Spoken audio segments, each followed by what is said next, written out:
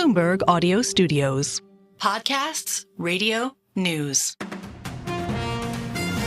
This is the Bloomberg Daybreak podcast, available every morning on Apple, Spotify or wherever you listen. It's Monday, the 15th of April in London. I'm Caroline Hepker. And I'm Stephen Carroll. Coming up today, Israel grapples with how to respond to Iran after the weekend's unprecedented missile and drone attack as world leaders urge restraint. Oil prices hold steady on speculation that the conflict can be contained, but gold continues to rise. And in other news, Apple's iPhone shipments drop by 10% as sales of Android rivals rise. Let's start with a roundup of our top stories.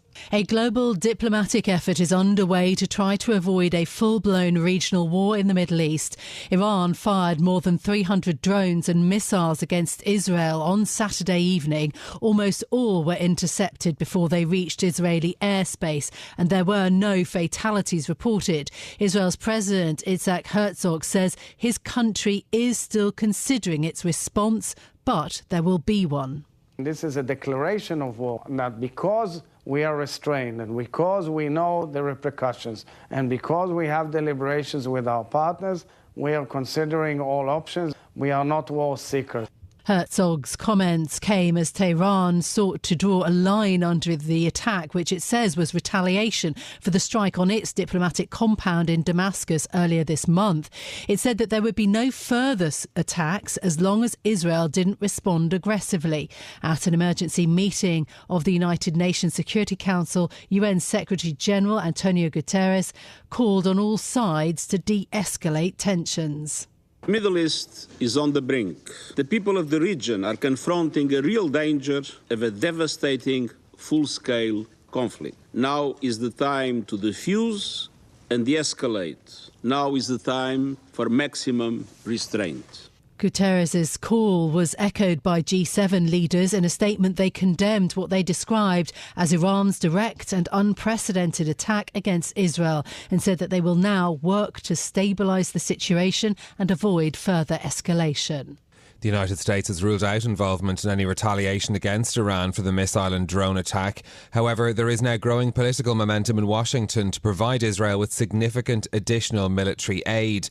Speaking to Fox News, Republican House Speaker Mike Johnson said he expects there will be a vote this week. The House Republicans and the Republican Party understand the necessity of standing with Israel. We are going to try again this week, and the details of that package are being put together right now. We're looking at the options and all these supplemental issues. In that interview with Fox News, Johnson also indicated that funds for Ukraine could be part of the package. Earlier this year, the Senate passed a $95 billion package that included support for both Israel and Ukraine. The reaction on oil markets to the weekend's events has so far been muted, with many analysts seeing the conflict as remaining contained for now. But an escalation could push prices past $100 a barrel. Aaron David Miller, who is a senior fellow at the Carnegie Endowment for International Peace, sums up the consensus view. We're going to get through this without what I would describe to you as a major regional war, something the Middle East has never seen before, something that would create spiking oil prices, plunging financial markets, and a degree of instability across the region.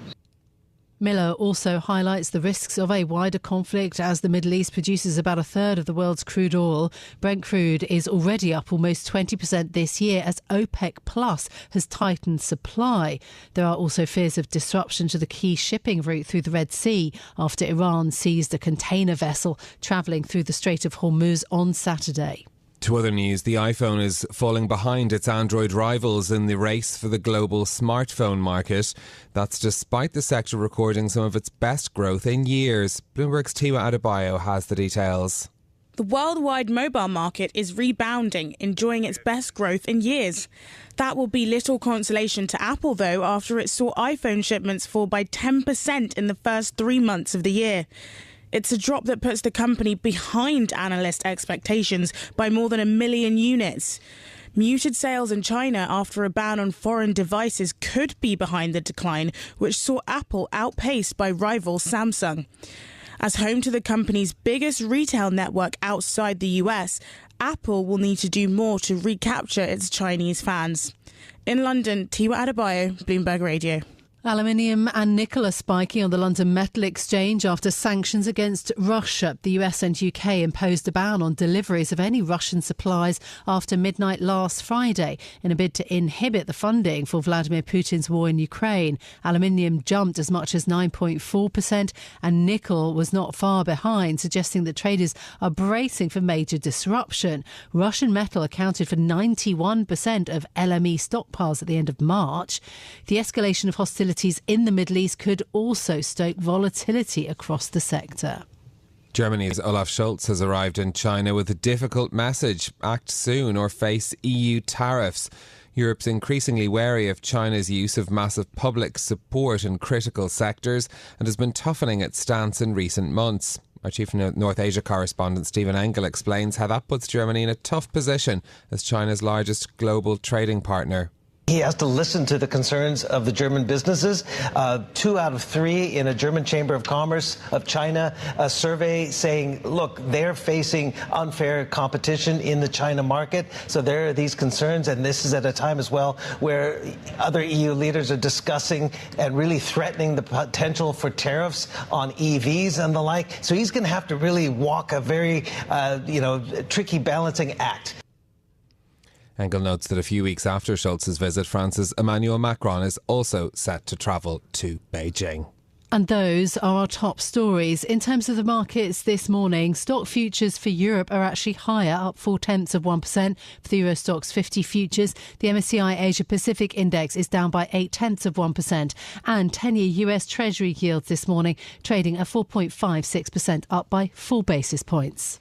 There's coverage across Bloomberg this morning of the continued reaction to the weekend's attack on Israel. There is a live blog. TLIV is the function on the terminal. It's also on the Bloomberg website as well, looking at all of the various aspects of this story. Just one piece I've noted out from one of our reporters in Iran, Arslan Shala, reporting this morning that Iran has lifted a suspension on domestic and international flights from its capital early this morning. It had imposed restrictions on flights in the airspace over the weekend due to fears of an Israeli reprisal for the missile drone barrage. Of course, there has been significant disruption to flight paths since the weekend events as well. Yeah, absolutely. Look, this is the first direct attack by Iran against Israel ever.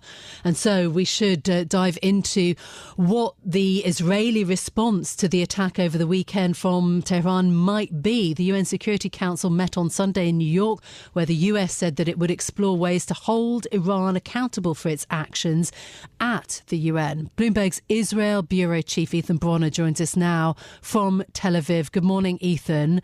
Morning. Israel's defences held up against the barrage on Saturday night by Iran. How are we expecting Israel to respond to this? Well, it's, as you can imagine, still under a very intense debate. There was a 3-hour war cabinet meeting last night that ended inconclusively, as far as we can tell. I think that probably we will not see, and Iran seems to understand that by having opened its airspace, we will not see an immediate major response. And Israel, by the way, announced that it's opening its schools this morning after having closed them yesterday out of fear. So it's clear that the American desire for the Israelis not to jump is being listened to. I think the Israelis have felt the warm embrace of the United States again after many weeks of cold relations, and that's playing a role. And I think also that they like the idea of being able to choose what to do next rather than jumping. You mentioned some of the international pressure there on Israel, but how much domestic pressure is there on Prime Minister Netanyahu to act, to respond? I think it's pretty limited. That kind of pressure is coming from the far right, which is not negligible in this country, but it is not the majority. I think that the fact that there was not any death here. There was a 7-year-old girl who's fighting for her life who was hit by shrapnel. But other than that, no casualties and no genuine damage to its military facilities that were attacked. That has given Israel a sense of accomplishment and relief and not a need for instantly responding. And then those other factors are playing a role, which is there's some fatigue and there's some desire to not alienate the United States.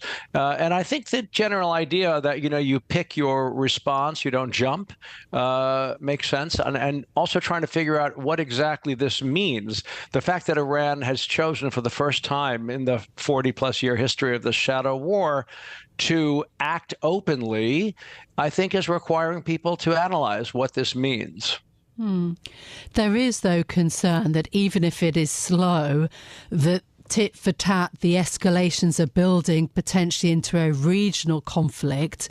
How much influence do you think the United States has to prevent further escalation and the fear of an out-and-out war in the Middle East? Well, some, but I mean, those fears are legitimate and real. There's be ridiculous to say that they're not important. And, many conflagrations occur because of people sort of backing into them rather than going in willingly. So I think it's a very legitimate concern. One of the things about Saturday night is that 120 ballistic missiles came flying at Israel, and they were able to stop them. But imagine if one had gotten through and killed people, we'd be having a very different conversation. So it's not, there's no question that this is a very, very volatile situation. What does all of this mean, Ethan, for the war in Gaza? Israel, as you mentioned, had been attracting increased criticism for its conduct there before the events of this weekend. I think that's a great question, and it's something we need to be watching very closely in the coming days. My instinct, without yet enough evidence, is that the hardliners here who are demanding gratification to go after Iran, they will be answered by being told that, well, Israel is not going to do that, but it's going to redouble its efforts in Gaza. Now, of course, by doing that, and there's this question of going into Rafah, they could alienate the United States again. But I'm guessing that they'll be able to cut a deal with the U.S., but we shall see. I think that is the big question. 2 reserve divisions have been called up in the last 24 hours. One has to assume it's related to Gaza. But I think these decisions are just being made now. And I think that we should keep our eyes on Gaza. You're quite right. Also, the border with Lebanon, Hezbollah in Lebanon. I mean, the attack by Iran was not followed up by other proxies in on other borders into Israel. What do we know about the risk of escalation there and the situation with these other Iran-backed groups? Well, I mean, there were. Right. So there were missiles that came into Israel on Saturday night from other parts of the Middle East, from Syria and Iraq and from Yemen. These are all militias that are proxies of Iran. But you're right that in terms of Hezbollah, there was some restraint there. But on the other hand, of course, that's the other big issue for Israel, is that it has 70 or 80,000 people who can't live in their homes in the north because of this sort of middle-level war going on between Israel and Hezbollah. And again, it's sort of, we need to go back to Gaza, because Hezbollah claims that it's going to do what it has to do only after there is it'll negotiate only after there is a peace deal in Gaza, which does not seem imminent. So all of these pieces of a puzzle are related, and indeed Hezbollah and northern Israel, southern Lebanon are another very volatile battleground, definitely. Okay, Ethan Bronner, our Israel Bureau Chief, thank you very much for joining us this morning. And of course, there's plenty to read on Bloomberg.com and on the terminal from Ethan and our colleagues in Israel, including that race to avert a full-blown war. Today's big take report from Bloomberg. Now, turning our attention to what the implications of this perilous situation might be for macroeconomics, for oil prices in particular, and inflation around the world. Many analysts are trying to understand this. Joining us now is our senior energy reporter, Stephen Stapczynski. Good morning, Stephen. Oil has been one of the strongest performers in commodities this year. The reaction, though, more muted now to Iran's attack. But what are the concerns for oil markets? I mean, I think the real concern, you've heard how everyone is kind of trying to get Israel to have a restraint approach or response to the attack over the weekend. I think it's really the response from Israel's government to Iran will determine whether this leads to a wider conflict, and that's what the oil market is looking at right now. They're really looking and closely watching risks of escalation. And right now, oil prices are pretty steady. They're quite a muted response for a historic strike on Israel. because the market is essentially pricing that there won't be any larger escalation. Now, that nothing, of course, is set in stone, and it's very hard to predict what can happen from here. But analysts are essentially saying that the oil market is breathing a sigh of relief, especially on Friday. I think a lot of traders were exiting their short positions. They weren't sure what was going to happen, and the worst case scenario did not play out. But, of course, risk still exists in the Middle East, and the conflict is ongoing. So now it's sort of the ball is in Israel's court to see how the oil market will react. What does this mean in terms of supply, Stephen? So far, supply is, unaffected. Iranian crude production has had a tumultuous decade. Of course, it's already been hit by U.S. sanctions, but their production has risen more than 20% over the last 2 years. They produce about 3.4 million barrels a day, which makes up about 3.3% of global supply, which is not nothing. And a lot of the oil still, because despite the sanctions, make its way into the market to China and other places. So the Iranian oil is still flowing, but if there is a larger conflict, then perhaps that's at risk. This is Bloomberg Daybreak Europe, your morning brief on the stories making news from London to Wall Street and beyond. Look for us on your podcast feed every morning on Apple, Spotify and anywhere else you get your podcasts. You can also listen live each morning on London DAB Radio, the Bloomberg Business app and Bloomberg.com. Our flagship New York station is also available on your Amazon Alexa devices. Just say, Alexa, play Bloomberg 1130. I'm Caroline Hepker. And I'm Stephen Carroll. Join us again tomorrow morning for all the news you need to start your day, right here on Bloomberg Daybreak Europe.